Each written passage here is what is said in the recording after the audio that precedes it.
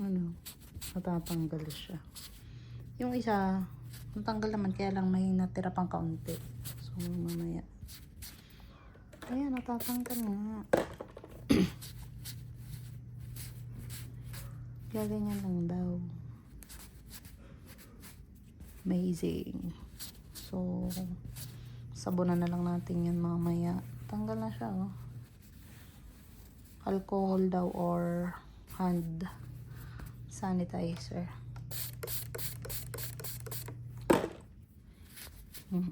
Yan na, nagpe-fade siya.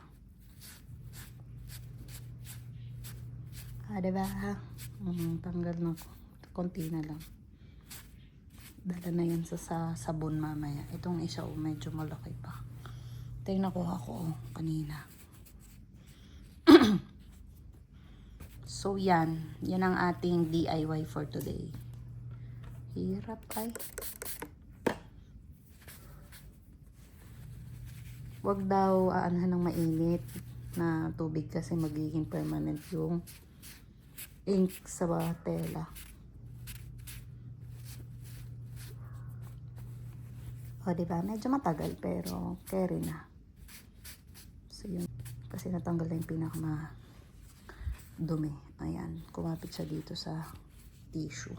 Sa tinta, ito na siya. Oh.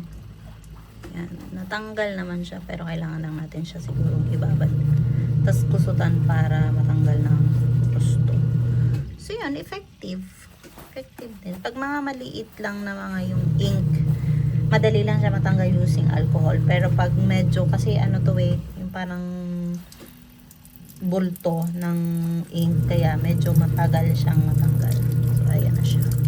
Yun lang. Bye-bye.